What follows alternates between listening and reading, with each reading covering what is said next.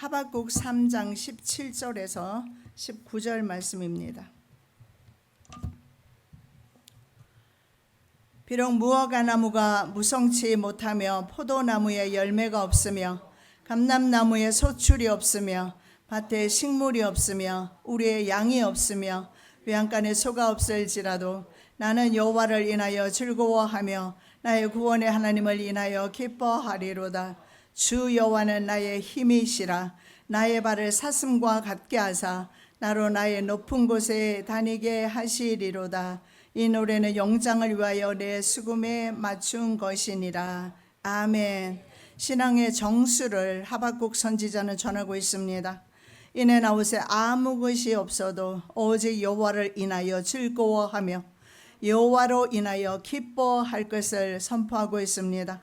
우리의 힘이 되신 여호와를 바라보게 도와주시고 우리의 발이 사슴의 발과 같게 하사 높은 곳에 다니게 도와 주시옵소서.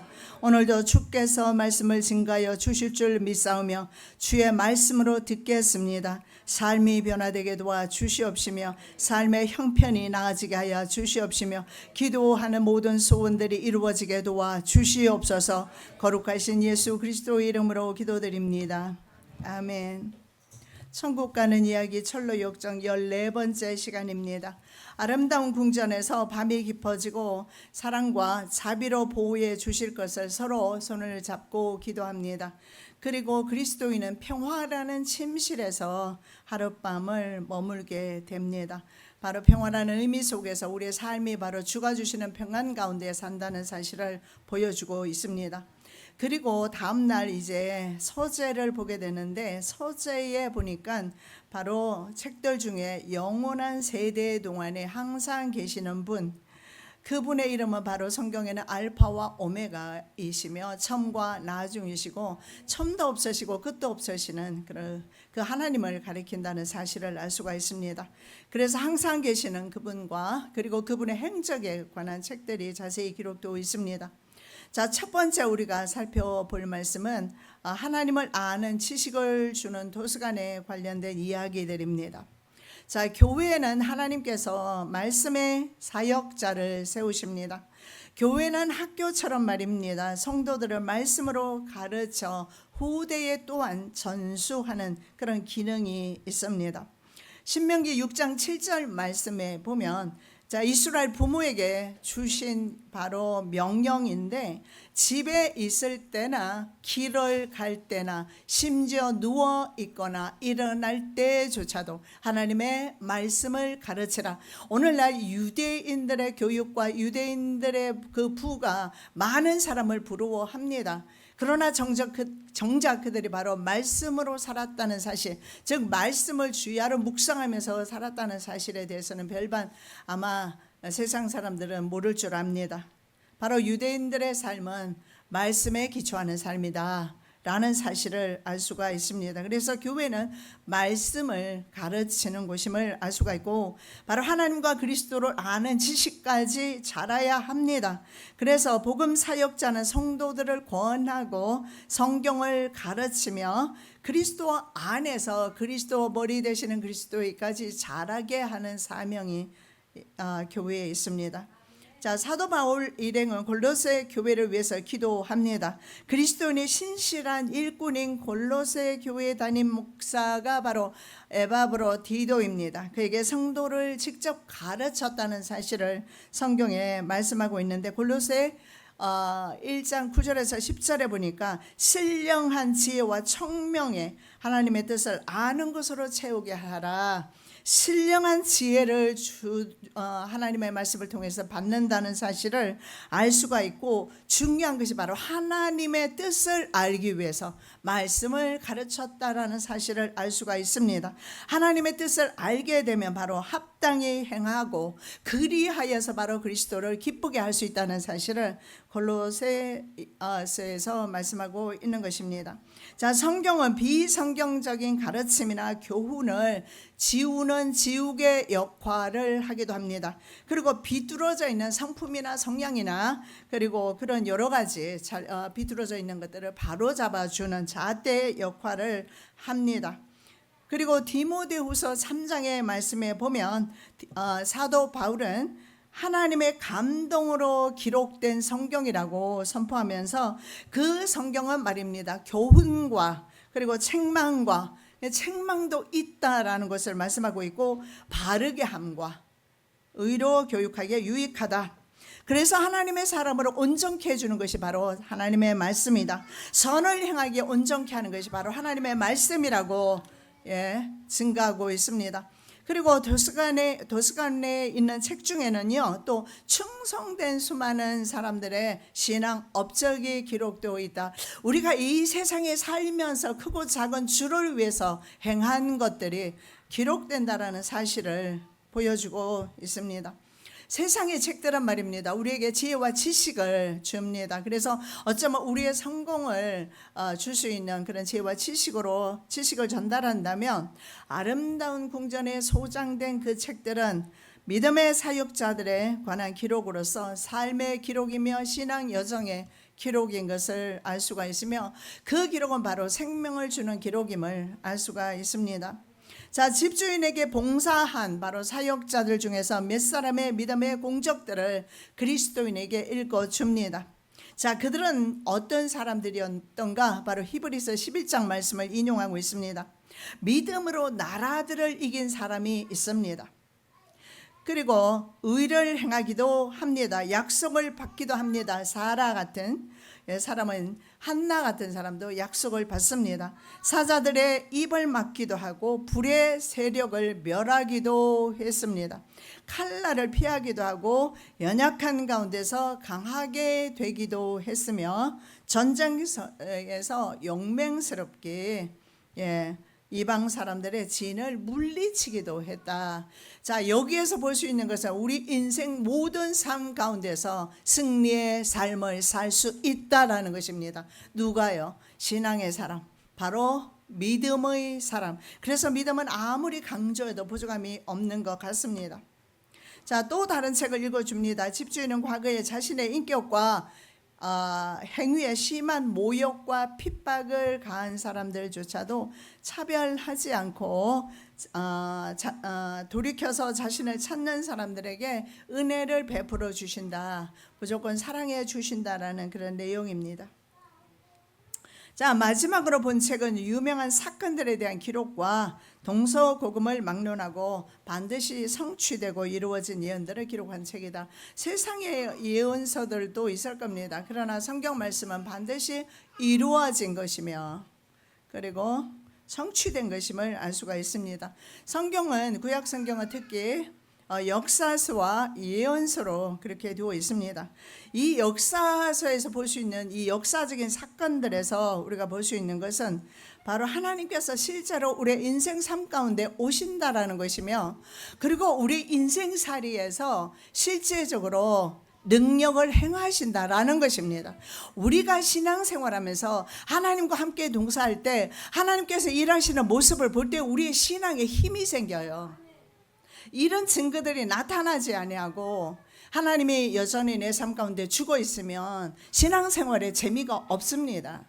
그래서 신앙에서 떨어질 수밖에 없는데, 이 역사서는 과거 신앙인들이 어떻게 하나님과 함께하면서 하나님의 일들을 실제적으로 이루어내었는가, 그리고 하나님께서 어떻게 그들과 함께 능력 있게 권세 있게 일을 행하셨는가 말씀하고 있습니다. 우리의 삶이 바로 하나님과 함께할 때 하나님께서 함께 일하시는 그런 우리의 인생이 되시기 바랍니다. 자, 성경의 또 다른 중요한 부분은 예언서인데, 자, 예언이 왜 중요하느냐? 이 예언의 말씀은 믿지 않는 자들에게는 이 예언이 두려움과 놀라움이 될 것이지만, 이 예언서를 통해서 예언은 미리 앞으로 되어질 일들을 말씀하기 때문에 순례자들에게는 바로 위로의 책이며 소망의 책입니다. 우리가 하나님의 나라가 있다는 것과 영생의 나라 있다는 것을 믿기 때문에 세상에서도 참고 인내하면서 예수 믿고 가는 것입니다. 자, 그렇게 이 책들은 바로 순례자에게 하나님의 아들을 믿는 것과 아는 것에 하나가 되어서 온전한 사랑을 이루라고 그래서 그리스도의 장성한 분량에까지 자라라고 에베소 4장 13절에서 말씀하고 있습니다. 자, 두 번째로 순례자들을 준비시키는 각종 무기들이 있습니다. 이런 서재가 꼭 필요합니다. 하나님의 말씀 교육이 꼭 필요하고 우리는 그 말씀을 먹을 필요가 있습니다. 그리고 또 중요한 것이 바로 성도들은 이 세상을 승리할 수 있도록 하나님이 주신 여러 가지 무기들이 있다라고 말씀하고 있는 것입니다. 자, 병기 창고로 그리스도인이 인도받습니다. 그곳에 보니까 칼과 방패, 투구, 갑옷, 이 순례자들을 무장시키기 위해서 집주인이 준비시킨 여러 가지 무기들을 보게 됩니다. 그리고 그곳에는 영혼이 닳지 않는 신발도 있습니다.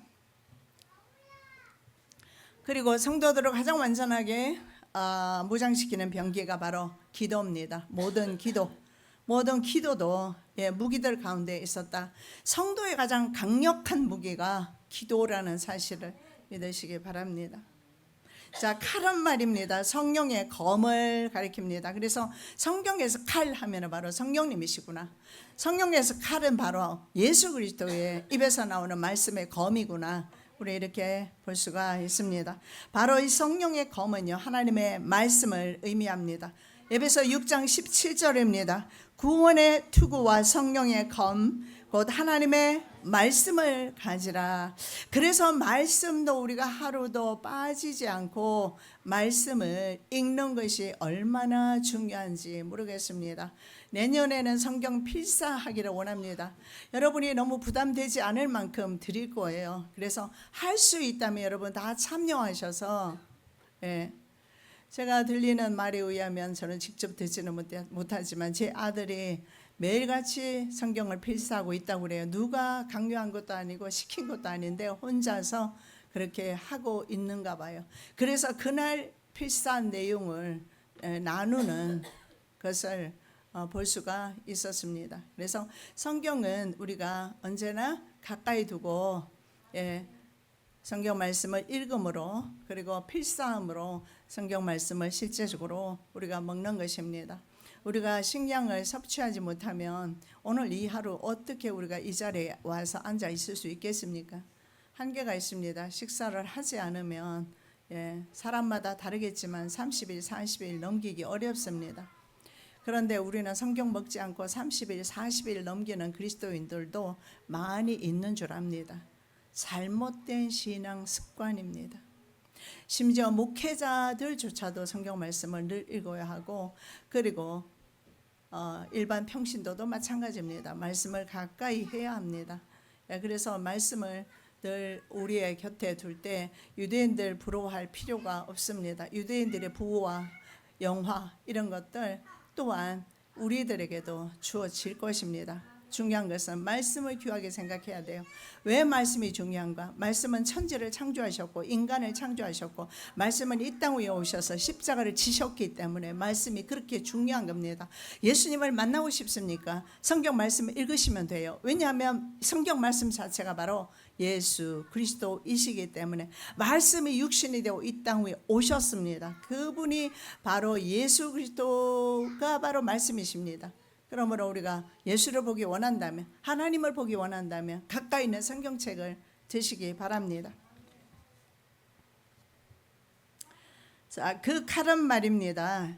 심령 골수를 쪼개며 판단까지 합니다.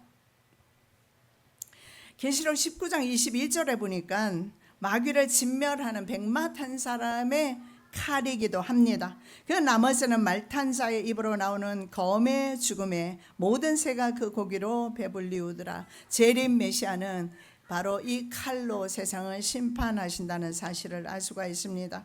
자, 불화전에서 마귀가 쏘는 화살을 막을 수 있는 무기는 두 번째 막을 수 있는 무기는 방패입니다. 그래서 방패는 성경에서 무엇을 가리킬까요? 믿음의 방패를 가리킵니다. 마귀의 불화살은 아주 극렬합니다. 그러나 우리가 그 마귀의 불화살을 막아낼 수 있는 유일한 방법은 내가 주님을 신뢰하는 믿음입니다. 근신하라 깨어라 너희 대적 마귀가 우는 사자같이 두루다니며 삼킬 자를 찾나니 너희는 믿음을 굳게 하여 저를 대적하라. 어떻게 해요? 말씀이 있지 않습니까? 말씀 가지고 대적하는 것입니다. 로마 군인들은 날아오는 활살들로부터 자신의 몸을 보호하기 위해서 직사각형의 그런 방패를 사용을 합니다. 길이는 약 120cm 됩니다. 폭은 70cm 정도입니다. 그 아래에 사람이 앉아 있거나 서로 붙이면 적진에서 날아오는 그 불화살을 막아낼 수가 있었습니다. 그래서 로마 군인들은 나무 위에 가죽을 입혀서 만든 방패에다가 물까지 묻혀서 사용을 하게 됩니다. 그래서 자신의 몸을 보호를 했던 겁니다. 성도들은 어떻게 이 불화살로부터, 마귀의 공격으로부터, 마귀는 보이지 않는 곳에서 늘 우리를 공격합니다. 자지도 않습니다. 쉬지도 않습니다. 그렇게 어떻게든 간에 성도들을 공격하라 하는데 우리는 어떻게 승리할 수 있을까? 믿음 잃어버리면 바로 화살이 뚫고 들어올 것입니다. 모든 것 위에 믿음의 방패를 가지고 이로써 능히 악한 자의 모든 화전을 소멸하고, 우리의 삶 가운데서 주님을 얼마나 신뢰하느냐에 따라서 우리는 승리의 삶을 살 것입니다. 자, 그 다음에 보니까 뭐가 있느냐? 투구가 있어요. 머리를 상하면 치명적입니다. 그래서 군사들은 항상 머리를 보호하는 투구를 쓰고 전쟁에 나갑니다. 자, 그러면 투구는 성경에서 무엇을 의미할까요? 구원의 투구입니다. 믿음도 중요하지만 더 큰 믿음이 뭘까요?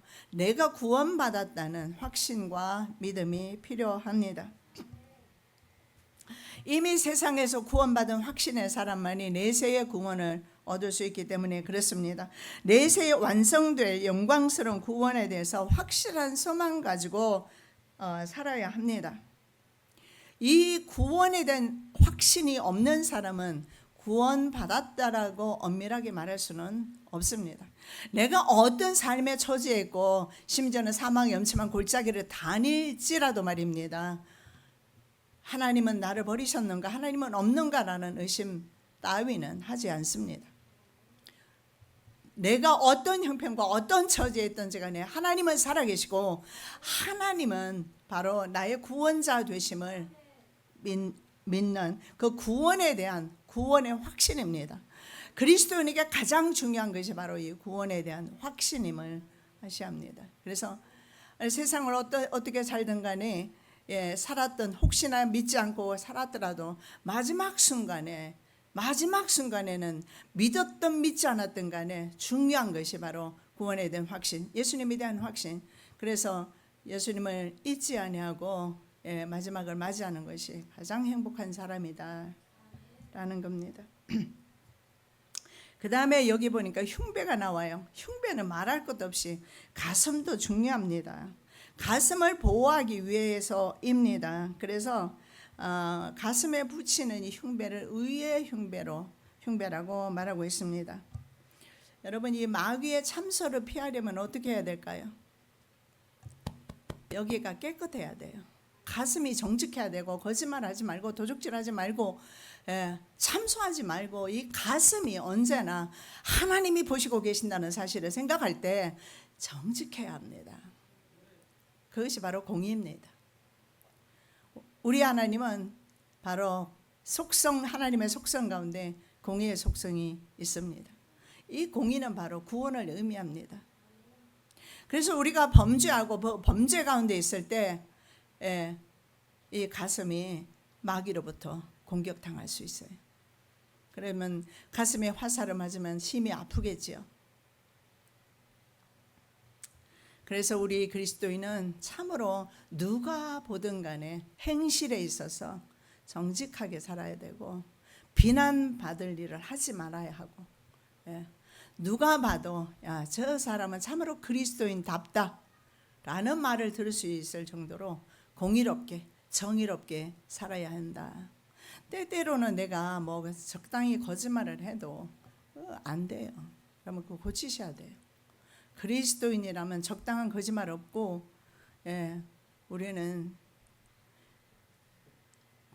내로남불식의 거짓말 같은 거, 그런 거 하지 않아야 합니다. 남들은 거짓말이라고 보면서 내가 적당히 거짓말하는 것은 거짓말이 아니라고 생각하는 그 자체 말입니다. 잘못되었다. 남들이 하는 것은요 로맨스고 내가 하는 것은 로맨스고 남들이 하는 것은 바람 피우는 것으로 우리가 생각하지 않습니까? 잘못된 것으로 생각합니다.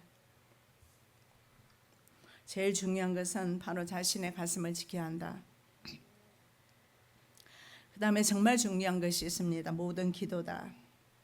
이 기도가 성도를 보호한다는 사실을. 그래서 모든 기회에 하나님께 힘을 다해서 기도를 해야 합니다. 그래서 기도는 무시로 해라. 무시라는 건 뭡니까? always입니다. 언제나 기도해라. 우리는 성전에 딱 앉을 때만 기도하는 것이 아니라 무시로 기도해야 된다. 4시간 운전해서 저기 지방까지 내려가는 분은 운전하는 동안에 기도하시기 바랍니다. 그리고 뒤에 앉아서 가시는 두 어르신도 앉아서 멍하니 가시지 말고 하나님 앞에 기도하면서 가시기 바랍니다. 우리가 사회 활동하고 우리가 운전하고 우리가 걸어갈 때 우리가 무슨 일을 할 때든지 늘 하나님을 묵상하시는 저와 여러분 되시기 바랍니다. 모든 기도와 간구를 하되 무시로 성령 안에서 기도하고 이를 위하여 깨어 구하기를 항상 힘쓰며 여러 성도를 위하여 구하고. 내 기도만 하지 말고 주변에 있는 사람들을 위해서 중보하면서 기도하는 거 정말 중요합니다. 자, 그 다음에 보니까 영원히 닳지 않는 신발을 평안에 예배한 신발이 주어집니다. 그래서 완전 무장하는 그리스도인의 모습을, 무장할 수 있는 그리스도인의 모습을 볼 수가 있습니다. 어느 한 것도 사탄 마귀가 공격하지 못하도록 이 병기고에는 모든 것이 다 들어있어요. 그게 바로 예수님께서 우리를 도와주시는 방법이 아니겠습니까? 그런데 신발은 바로 평안의 복음의 신발입니다. 내가 어디에 가든지 내가 만난 예수를 너희도 만나보라고 증거하는 삶입니다. 그래서 복음이 전파되어야 한다는 사실을 알 수가 있습니다. 또 내가 많은 증인 앞에서 내게 들은 바를 충성된 사람들에게 부탁하라. 저희가 또 다른 사람들을 가르칠 수 있으리라. 네가 그리스도 예수의 좋은 군사로 나와 함께 고난을 받을지니. 복음 전도자에게는 고난이 있습니다. 그러나 언제나 우리는 때를 얻든지 못 얻든지 복음을 전파해야 된다는 사실을 알 수가 있습니다. 자, 그 다음에 처녀들은 그리스도인에게 주님의 일꾼들이 놀라운 일들을 사용할 때 몇 가지 도구들을 보여주십니다. 그 도구들에는요, 모세가 사용했던 지팡이가 있고요, 야엘이 시스라를 죽일 때 사용했던 막대기도 있어요. 그리고 말뚝과 방망이 있고, 기드온은 뭘 사용했습니까? 미디안 군대하고 싸울 때 기억나세요? 그러니까 성경 읽으셔야 돼요. 금방 안 나오잖아요.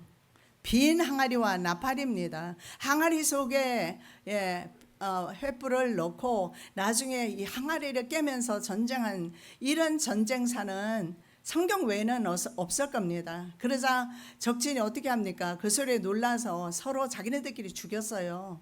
그렇게 해서 기드온이 승리를 합니다. 여러분, 이 어떻게 항아리와 횃불, 빈 항아리와 횃불을 가지고 나팔을 불러대니까 나팔을 불기 시작하니까 적진의 군인들이 정신을 잃어버린 거예요. 항아리 깨지는 소리, 나팔 소리. 이렇게 해서 전쟁을 승리한다.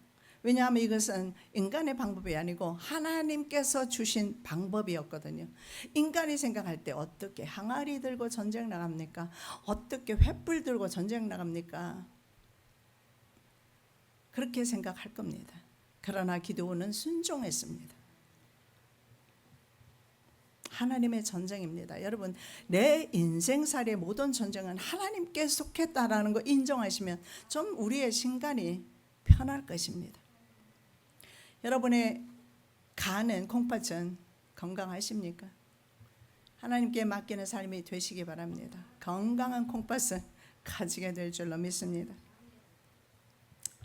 간이 상하지 않는 은혜 되시기 바랍니다. 자, 삼손은요, 블레셋 사람을 죽일 때 뭘 사용합니까? 연하게 턱뼈를 사용하죠. 다윗은요, 물맷돌과 물매와 돌, 이것 가지고 승리해요. 그러면 우리가 평소에 모든 우리의 환경 가운데서 볼 수 있는 물건들이에요. 이것을 거머쥐고도 사업에 성공할 수도 있다라는 거예요. 내가 하니까 안 되는 거잖아요. 어떤 환경이든 간에 하나님께서 우리와 함께 하실 때 사업이든 직장이든 아니면 그 어떤 문제든 간에 하나님께 올려드릴 때 하나님께서 사용하시면 나에게 위기가 하나님께는 기회가 된다는 사실을 믿으시기 바랍니다. 자, 어떤 신학자가 이런 글을 전하고 있습니다. 마귀에게 여러 박사학위를 수여할 만하다. 마귀는 인간의 심리를 간파하고 우리 마음속에 교묘하게 역사한다. 그는 심리학 박사이다. 마귀는 인간 생각의 흐름을 간파하고 사상의 역전을 시도한다. 그는 철학 박사이다. 마귀는 인간의 제도 안에 들어와 제도를 부패시키고 무력화시킨다. 그는 정치학 박사이다.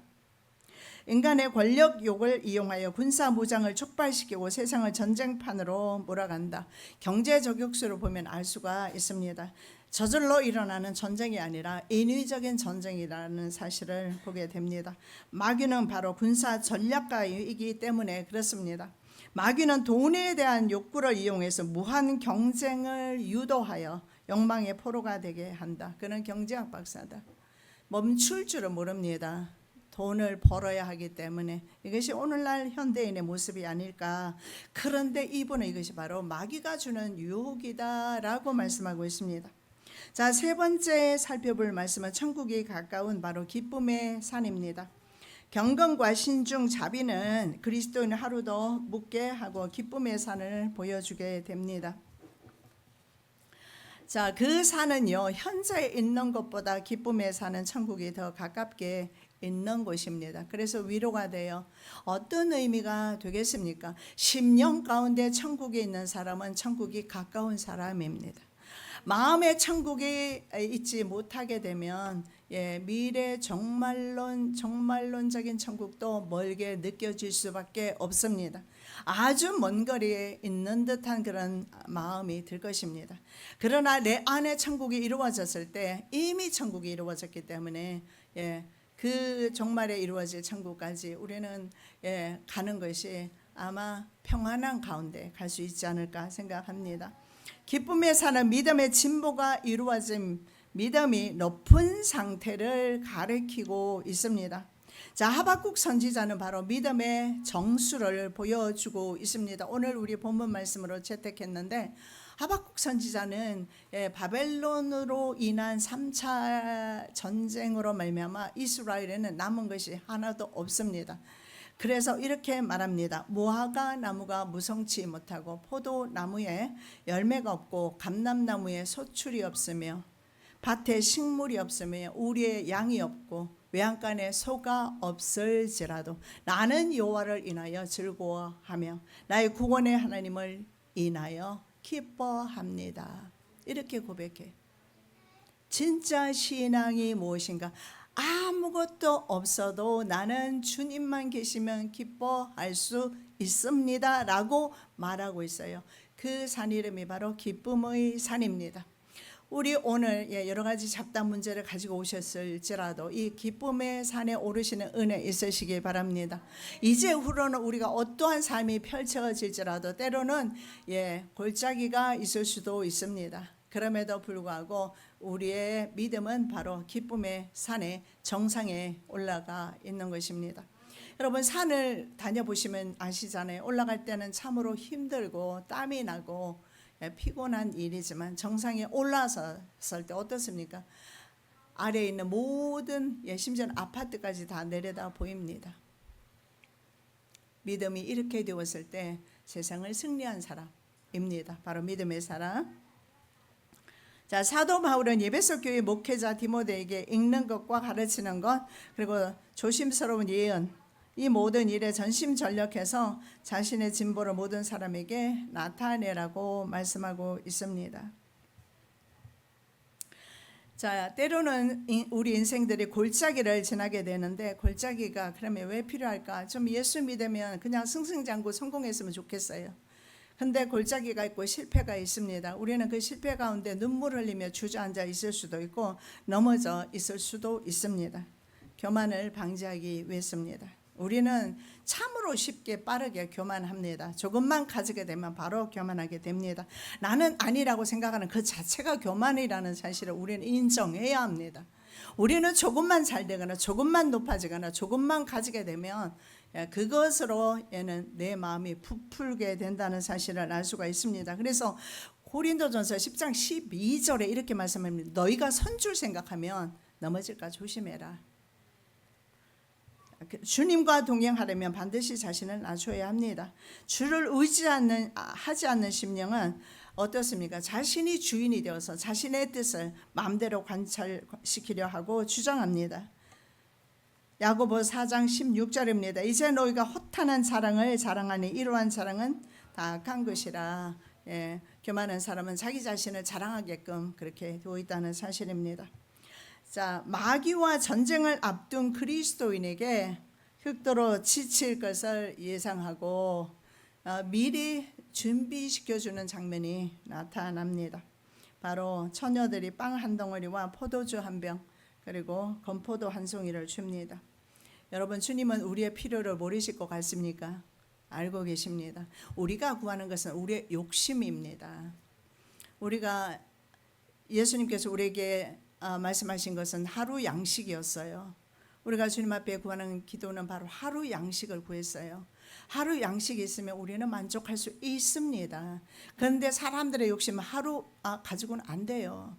이틀이 있어야 하고 한 달이 있어야 하고 1년치가 있어야 하고 늙어서 노후. 저도 그런 생각 해봅니다. 친구들을 만나보니까 대학 동기들 보니까 그럭저럭 다 보니까 빌딩 가지고 있는 친구도 있고요. 나는 도대체 내 한평생을 뭐 했을까? 그렇게 내가 빌딩도 내가 차지할 수 있었을 때 빌딩을 내가 차지했던 것이 옳았을까? 나는 빌딩 하나도 없이 지금 내 모습은 무엇일까? 저는 생각 안 해봤겠습니까? 그러나 돌이켜보면 내가 그 빌딩을 차지하기 위해서 싸우면서 그 빌딩을 아니면 법정 투쟁하면서 내 이름으로 해놓고 이렇게 하지 않았던 것이 감사하고 여러 가지 내가 욕심 부리지 않았던 것이 감사하고 나는 가진 것이 미래에도 없다 할지라도 내게는 하나님이 계시기 때문에 하나님께서 친히 물주가 되시고 공급자가 되시기 때문에 감사함으로 살아야겠다. 저도 돈이 필요할 때 그 생각 해봤습니다. 돈 좀 벌어둘 걸. 그러나 제가 그 순간에 또다시 가도 저 있잖아요. 빌딩 몇 개 가질 수 있었어요. 왜냐하면 깊이 있게 말씀 안 드리겠습니다. 자, 주님께서는요 우리의 모든 필요를 하시고 채우시고 준비하신다는 사실을 보게 됩니다. 자, 엘리야가 바알과 아세라 선지자 850명과 갈멜산에서 영적 전투를 하게 됩니다. 그리고 대승리를 거둡니다. 백성들이 850명을 다 죽였습니다. 그러나 이세벨을 중심한 세상 권력이 바로 엘리야를 잡아 죽이려 합니다.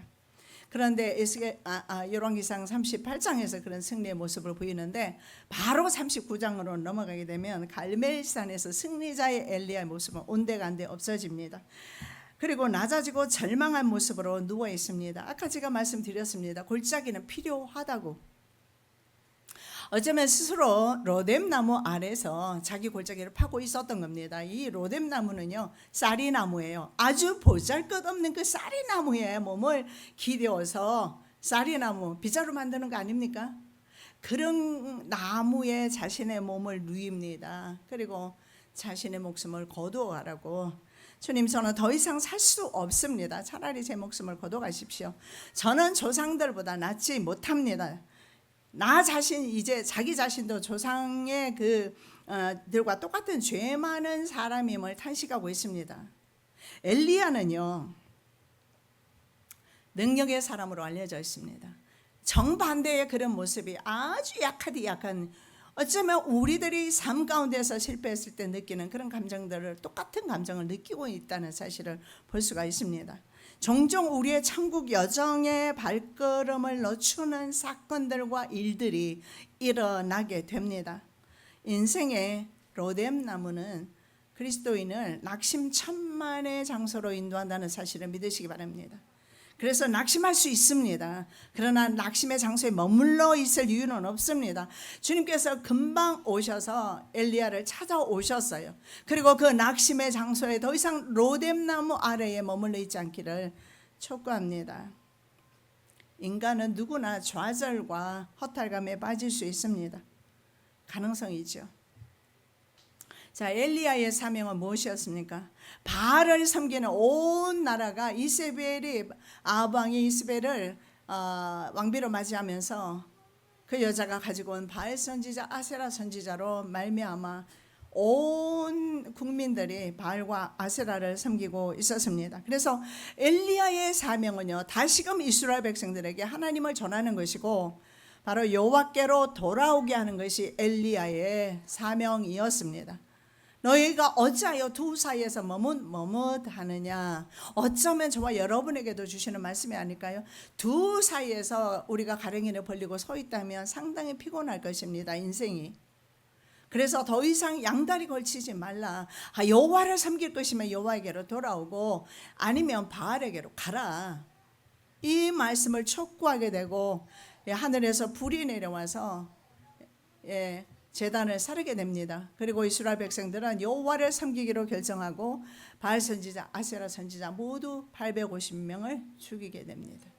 근데 문제는요, 당시의 권력이었던 이세벨과 아합이 자신을 죽이려 합니다. 이 생명이 풍전등화와 같은 상황에서 인간이 약해질 수밖에 없어요. 하늘에서 불이 내려오게 한 사람인데 자신에게 닥친 바로 생명의 위협을 보면서 좌절과 허탈감에 빠지는 모습을 보게 됩니다. 광야에서 불순종해서 죽음을 맞이한 조상들, 그 조상들과 다를 바 없는 자신의 모습을 보면서 선조들이 겪은 바로 이스라엘의 역사의 그 성공과 실패에서 자기 자신도 여전히 머물러 있고 한 걸음도 나아가지 못했다는 사실을 발견합니다. 어쩌면 우리 믿음 생활에도 이런 경우가 있어요. 내가 믿음이 좀 나아진 것 같은데 보면 전혀 그렇지 못한 내 모습을 볼 때도 있을 줄 압니다. 하나님을 만나시는 은혜 있으시기 바랍니다. 하나님은요, 쌀이나무 밑에도 찾아오십니다. 우리 하나님은 사에게 최선을 다했다면 로뎀나무는 오히려 하나님의 회복의 장소임을 믿으시기 바랍니다. 그곳에 여호와의 사자가 또다시 찾아와서 어루만져 주십니다. 그리고 일어나서 먹으라 이렇게 말합니다. 내가 길을 이기지 못할까 하노라. 길을 떠나야 되는 것을 말씀하고 있습니다. 그 다음에 말씀에 열왕기상 19장 8절입니다. 이에 일어나 먹고 마시고 그 식물의 힘을 의지하여 40주 40야를 행하여 하나님의 산 호렙에 이르니라. 엘리야 선지자에게 쌀이나무 아래 있지 마라. 쌀이나무 아래서는 뭐입니까? 절망과 좌절만 있을 뿐입니다.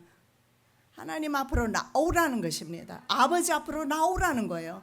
우리가 좌절한 차례 그대로 잊지 말라라고 말씀하고 있습니다. 그렇습니다. 우리는요, 삶의 현장에 있지 않고 바로 오늘 하나님의 존전에 왔습니다. 하나님 앞에 왔습니다. 잘하신 겁니다. 평소에도 힘들고 어려울 때마다 하나님 앞에 나오시는 은혜 있으시기 바랍니다. 자, 그렇다면 부엘세바, 지금 있는 곳이 부엘세바인데 부엘세바에서 호렙산까지 가려면 350km예요. 350이면 나주까지 가는 거리인가요? 목포까지 가는 거리입니까? 부산까지 가는 거리일 수도 있고 정확히는 모르겠지만 그 거리를 걸어가게 하세요. 그래서 이 음식의 힘을 얻어서 40일 동안 걸어갑니다. 그러면 하나님은 왜 그곳에 가도록 했을까요? 호렙산 하면 기억나는 사건이 있잖아요. 모세가 사명을 받은 곳입니다. 엘리야에게는 제 사명이 필요했어요. 그렇습니다. 우리가 신앙생활하면서 좌절과 슬픔을 겪을 때 하나님은 늘 다시 힘을 공급해 주시기를 원하신다는 사실입니다. 자, 아담아 내가 어디 있느냐 말씀하시고 하나님께서 아담이 어디 있는지 몰라서 질문하는 거 아닙니다. 내가 어디 있느냐 말씀 속에서 내가 왜 범죄하고 내 얼굴을 피해서 숨어 있느냐 내 앞으로 나오라. 내 앞에 생명이 있지 않느냐, 진리가 있지 않느냐, 영생이 있지 않느냐 말씀하는 것처럼 엘리야에게 동일한 질문을 해요. 엘리야에게 네가 어찌하여 여기 있느냐. 영어 성경에 보니까요, What are you doing here, Elijah? 이렇게 나와 있어요. 네가 여기서 무엇을 하고 있느냐. doing이라는 단어를 사용합니다. 무엇을 하느냐. 여기서 네가 할 일이 없다라는 거예요. 좌절과 슬픔의 장소 골짜기에서는 할 수 있는 일들이 없다라는 겁니다. 절망의 성에 갇히고 절망하고 자포자기하고 의심의 성에 갇혀서는 전혀 일을 할 수 없다라는 것을 말씀하고 있는 것입니다. 그리고 이제 일어나서 길을 가라고 말씀합니다. 그곳이 바로 호렙산입니다. 이 호렙산에는 주님이 모세에게 임재하셨던 곳이고 호렙산에서 엘리야에게 임재하셨습니다. 오늘 저와 여러분에게도 마찬가지입니다. 이곳이 바로 호렙산입니다. 주님께서 임재해 계십니다. 참 행복과 평안을 누릴 것입니다. 여러분 스스로 결단하시기 바랍니다. 나는 계속 삶 속에 로뎀나무 아래 쌀이나무 아래 있을 것인가? 아니면 호렙산 주님 앞에 있을 것인가? 결단하시는 은혜 있으시기 바랍니다. 살아계신 아버지 하나님 참으로 감사드립니다. 우리는 연약하고 넘어지고 실패하여 골짜기에 있을 수밖에 없으나 주님께서는 언제나 찾아와 주셔서 기쁨의 산으로 인도하시며 호렙산으로 인도해 주십니다. 우리의 신앙이 호렙산에 늘 있게 도와 주시옵소서. 거룩하신 예수 그리스도 이름으로 기도드립니다.